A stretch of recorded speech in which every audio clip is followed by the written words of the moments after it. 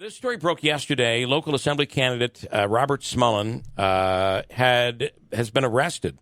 Arrested on a felony charge of offering a false instrument. Smullen, who is 49 years old, from Gloversville, is running for the seat currently held by upcoming retiree Mark Butler, and it's charged that he used a veteran's tax exemption on two separate houses. And ultimately, it's quite confusing because I'm wondering if it's true. And I read from both. Patrick Vincent is one of the candidates that'll be facing Robert Smullen at the primary level coming up in September. And the one is charging that he knew about this in advance and got caught. Mr. Smullen is saying when he discovered that the mistake had been made, that he paid the money back. Robert Smullen is standing by on the line right now. And good morning, sir. Thanks for coming on and giving us your side of the story. Good morning. Good morning, Bill. How are you this morning? Good. So can you clear it up for everybody today? You were arrested yesterday. Was it yesterday? That's true. It's very disappointing that the state of politics in New York is such that candidates get arrested for entering races and putting their name out there and trying to do the work of the people, sort of thing. But it is what it is. Yeah. And I'll have to deal with it. I'm seeking representation, and I fully intend to see this through in a court of law, and I'm sure I'll prevail. Okay. Because I had my interpretation of this is that you discovered this problem, that you had signed up for this tax exemption on two different houses. When did you discover that you made this mistake? That was about at the end of April, after the campaign began. And what I did was I immediately went to the town of Niskayuna and asked for an exemption to be removed and received a notice of exemption removal. And since then, I've actually paid back the school district portion of the taxes, and the town tax portion will be put on my new tax bill through a re-levy process. Okay. Why the arrest? Why would you be arrested by state police if you discovered the problem and paid the money back? Well, that's where the dirty politics comes in. I mean, this is really the product of the Patrick Vincent campaign and his Confederates, Russ Finley, Don Van Dusen. What they've really done is they've attempted to turn the state police into a political weapon. I think it's utterly despicable. I have to tell you, that's a pretty tough charge because I have many friends in that are state police troopers that would take offense to the implication that they would be used by a campaign and make an arrest that is political. Is that what you're charging? That clearly state police must have been in agreement with somebody in order to take that action against you. Well, this was all initiated because of a political campaign. You know, I respect the state police, and when they called me, I immediately went to the barracks, and we've gone forward from there. And I look forward to having my opportunity to explain myself, according to the justice system. But it's come down. This campaign has been extremely nasty right from the beginning, and it's really the only thing that my opponents have. So I'm having to answer for it. So let me ask you this. I just want to be clear on this. Who determined that you had filed it? Inappropriately, that you had filed for a benefit that you weren't entitled to, or that you had already collected on? I make the assumption that it was people in the Vincent campaign or this guy Page, who's since dropped out of the race. I want to go back before that. When you said in April you discovered, or you were notified that you weren't entitled to this benefit? No, I discovered when the first false accusations were put out against me, and I was responding to them, and then I immediately went to the town and then cleared it up.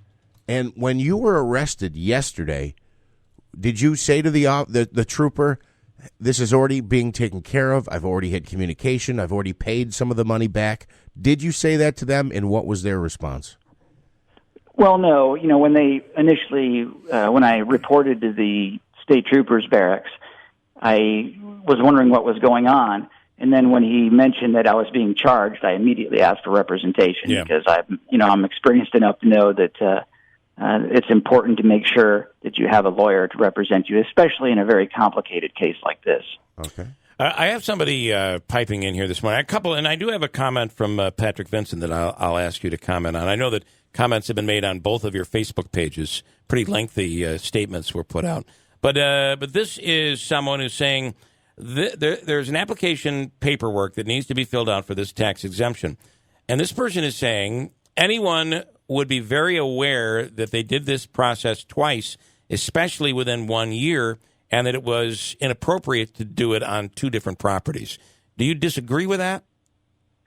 Yeah, I absolutely disagree because I don't even recall reviewing or signing the paperwork at this point in the town of Niskayuna. And I moved all over the place. I've been to lots of different places. And it had to do with the purchase of the house in Niskayuna. I made a mistake, and when the mistake was pointed out, I immediately corrected it. It does seem odd that you would be arrested for a mistake, a clerical mistake. That does seem odd. Obviously, your opponent is saying it's not odd. He's saying you knowingly did this. Can you answer to Pat Vincent, who's saying you knowingly tried to squeeze out two properties when you knew you could only squeeze out one, when you could only get the exemption on one? Of course, he's trying to win this political campaign by any means, and he'll basically say or do anything to be able to do that. All right. And then you say that this is an attack on veterans. Pat Vincent is also I believe he's a Navy veteran. Do you really believe this is an attack on a veteran when if it's true that you feel Vincent's behind this, but by the way, he says two town board members in Johnstown are the ones that discovered this and pushed it forward. Let's comment on that one first. Do you agree with that? Were there two town board members or village board members, city board members in Johnstown? There were, actually. And where the attack on the veterans is coming is from those town board members in the town of Johnstown. One of them has called for an audit of all the veterans' town assessments in the town of Johnstown. And that's just unacceptable. I'm proud of the benefit that I earned through my 24 years of service in the Marine Corps. I appreciate it very much, and I want to make sure that veterans are well taken care of going forward. And that's one of the reasons why I'm running for assembly. Got it. And what do you say to the constituents? Obviously, getting a mugshot in the middle of a campaign is not something that I can imagine anyone in a political campaign would even fear would happen. It certainly has happened to you. What do you say to the people who are going to be voting on September 13th? Well, certainly that's not the way I'd like to see my name and my face in the papers. I'd like to talk about the issues. But as I mentioned before, I'm seeking representation. I fully intend to see this through in a court of law, and I'm sure I'll prevail in the justice system. All right. Robert Smullen, I appreciate your time. Thank you so much, and I'm sure we'll talk again down the road here. Thank you for having me on, Bill. Okay. I appreciate it very much. Thanks. Take care. For the record, I did do some work on the Smullen campaign. I just think I should, because we talked about this before. It was isolated work, web work, and I do not work on that campaign. So I think that, nor do I work on any campaign in this race for the 118th. So Keith Rubino is the Democrat who's going to be, he'll ultimately be on the ballot. Yes. Who benefits from these two Republicans going head to head? I'll give you a statement that Pat Vincent gave us coming up, but and we might speak with him as well. Who benefits here? This is pretty nasty for a Republican primary. It is pretty nasty. I have to say, I don't know. It certainly looks like Pat Vincent would benefit, but, if what Smullen is saying is correct, then maybe he would garner some sympathy. I mean, he claims basically he found out or was notified of this, went in, resolved it, paid part of it back. His next bill will cover the town portion of the taxes. I don't know. I mean, obviously, I think at this point, anytime one of the candidates is arrested, I certainly would think it benefits the opponent. So Pat Vincent would definitely have to be benefiting here. Okay, here is, and I there's nothing here that's telling me I can't use this. I asked Mr. Vincent to come on. He is currently out of cell range, but says that he will come on. And this is what he has to say. There's a timeline of when Mr. Smullen was exposed, and he's calling it exposed. And it's those two board members that he says in Johnstown, in the town of Johnstown, that are the ones that exposed this. There's a timeline when Mr. Smullen was exposed in April 2018 and repayment of tax exemptions in May of 2018. He was caught, then paid it back. Mr. Smullen claims he didn't realize that he signed all of these documents. These are detailed documents filled out completely and signed by Mr. Smullen. Mr. Smullen should take responsibility for being caught. And he says the charges originated by two Town of Johnstown board members. His argument is not with me. And Vincent is saying he had nothing to do with bringing this forward. Well, I mean, yeah, the fact that I just find it a little hard to believe that Pat Vincent would, for lack of a better term, sick the police on him. Or that the police would be in a position where they could be sicked on someone. Let's talk for just a minute here. That is I think that's a mistake on, if I were on Smullen's campaign, I would say don't write that. Yeah, no, maybe leave that part out. Because that's almost implying that Vincent used the state police to go after him. But more importantly, that the state police can be basically bought to go after somebody for political reasons.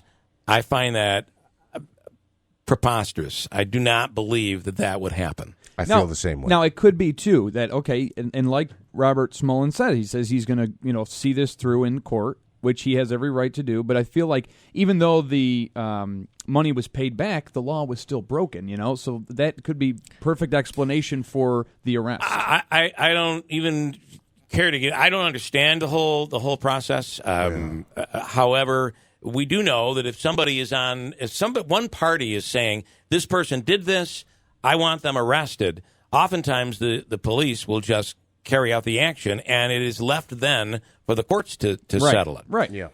But again, back to the point where you're making a charge. That's a pretty big charge, and I hope he could prove such a thing. Making a charge that any state trooper out there could be used as a weapon against a political campaign. That is a very difficult charge to make, and one that probably won't be settled before September 13th. I would have recommended against making that statement. Just saying. It's a tough accusation.